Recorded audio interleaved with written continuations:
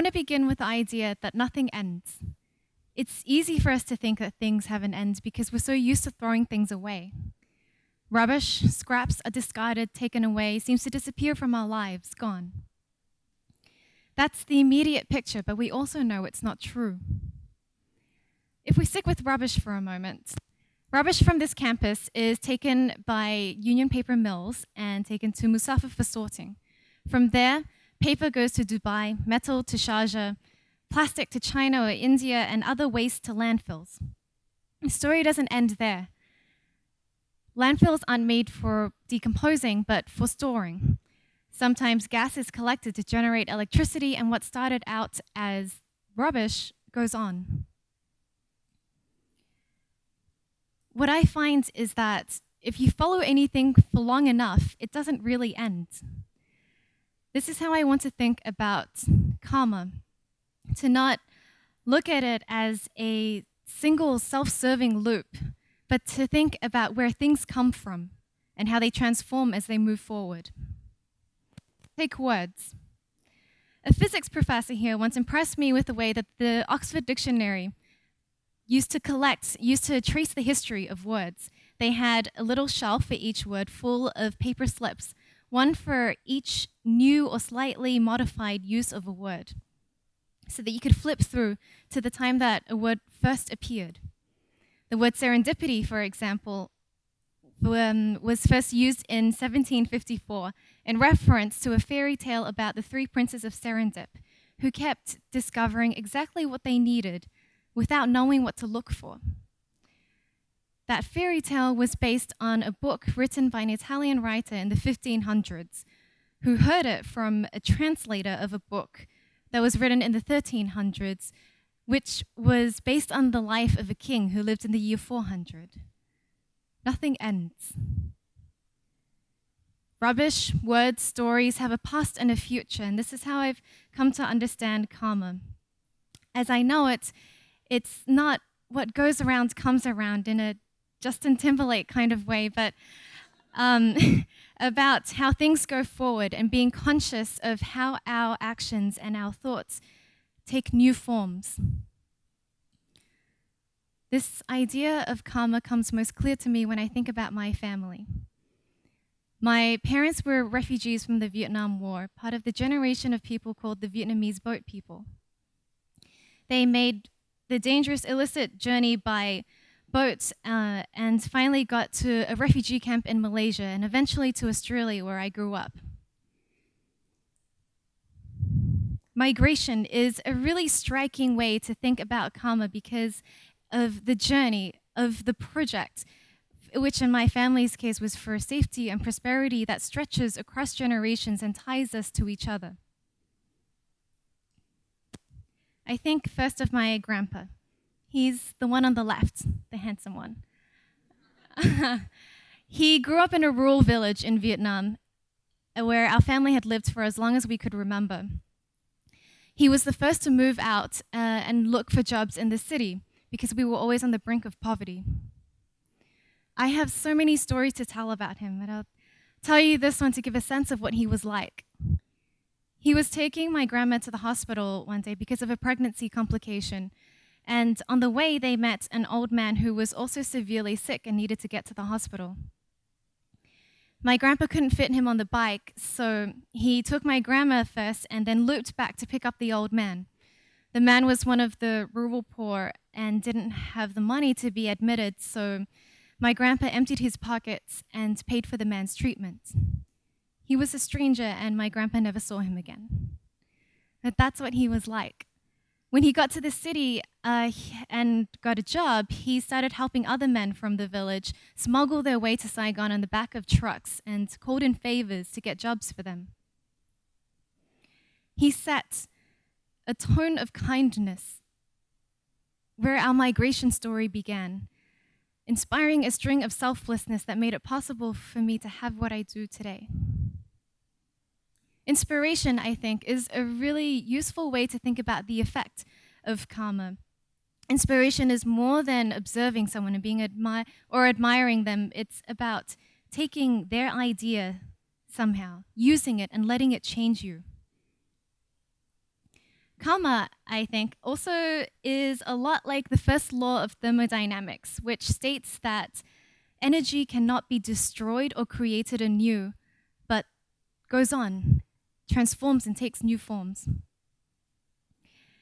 A similar idea, actually, also exists in the wizarding world, in the principal exceptions to Gamp's law of elemental transfiguration, which Hermione explains to Harry and Ron. There are certain elements that, as a rule of magic, cannot be newly created, but can be teleported, can be multiplied, can be transformed.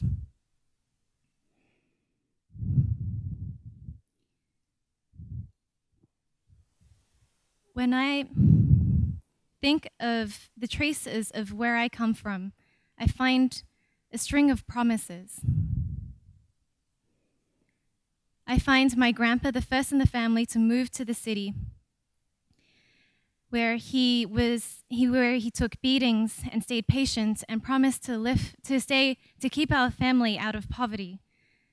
I find a man who was illiterate, but taught himself how to read, not knowing where it would take him, but knowing it has to go somewhere. So, what is the point of holding on to these stories, tracing where these ideas come from? Sociologists have an answer.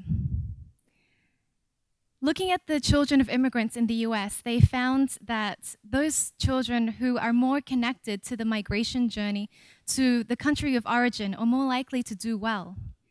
This pattern is really incredible because it holds true across different backgrounds, across different cultures, across poorer and richer families. The connection makes a difference. The connection could be made through relationships with parents, through language, through trips back to the country of origin, or through immigrant communities.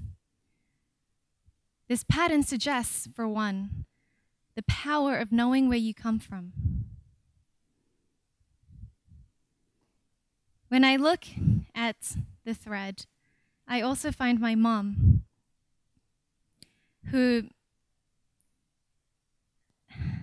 tried to escape Vietnam, was imprisoned, and then tried again, protecting her two little sisters on the way, on the boats where people fell off dying and others urinated and defecated, where she held her breath and promised that they were going somewhere better. She also made the journey not for herself, but for the next generation. This is a picture of when she first arrived in Australia. She's the one in the middle. I find her 22 years ago when I was born, wanting to name me Tị Nạn, the Vietnamese word for refugee, but afraid of the heaviness it would place on me.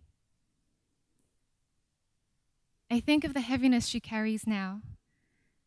Having worked 15 years at the factory now, how damaged her feet are, her back, how strained her wrists are, how her wrists are thinner and weaker than mine, how she kept getting sick and going back to work, how the doctors found a hole in her heart and she had surgery and then she went back to work, how she went without everything else so that I could learn to swim, learn to play the pianos, because she wanted to promise that I would have a better life, that after all this time, after 3 generations of our family, that in my generation, it would finally happen.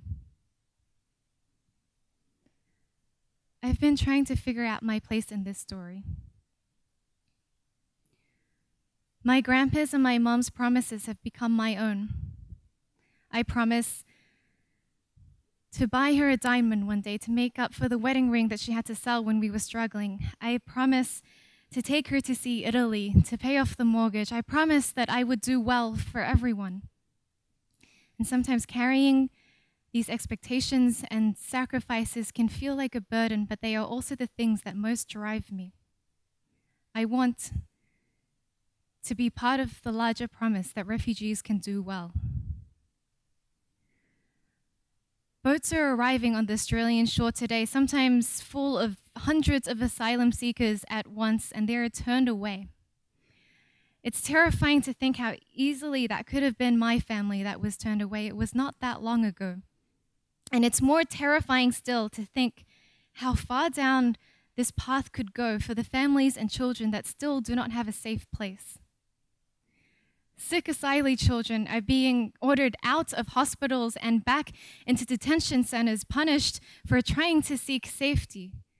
Elsewhere in the world, Syrian refugees are arriving in Turkey, in Hungary, in Germany, and in Greece, and so many of them are turned away, abandoned.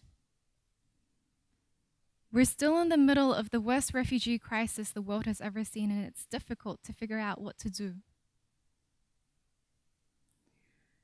What I'm making today is an argument for connection. Migration is a really good way to trace karma because it has this clear mission and trajectory, but the idea also exists in so many other forms. For those of us who had safe homes growing up or have an education like the one I have here, karma is an argument to trace where our privilege comes from, what kindness and sacrifices and love it is made out of. It was not always ours. And to think about what we can do with it, where we will take it. We found out years later that the old man my grandpa took to the hospital died. But before he died, he told his son about the stranger that was so generous with him. That man's son went on to join the Viet Cong, the communist forces on the other side of the war. And years after the war, he came looking for my grandpa. By then, he was assigned to watch neighborhoods, to inspect families and make sure that no one tried to escape. That man turns the other way when it was obvious that my mom and his siblings had escaped. And he even advised my grandpa on how to act like he didn't know it was going to happen so that he wouldn't be punished. It's an amazing story about how my grandpa's kindness passed on and met him again many years later. But he wouldn't need that kind of story. He was kind, not needing to know where it would go. Karma is about trusting that it will go somewhere, even when you can't see it, even if it never comes back to you. So I have no big solution to the refugee crisis, nothing to get you to jump out of your seats, but I have an answer to the helplessness that we could feel about a problem of this scale, the fear that we might not be able to do anything, that we are too far away to make a dent. Policies that turn asylum seekers away are in part by demand of the people. Voters who carry the slogan, "Turn back the boats." Thinking about the thread of karma, how it stretches from past through future and beyond our reach, I think it is so powerful to be kind, not knowing where it will go and who it will reach. To remember that our kindness will have a legacy, but so would our neglect. Thank you.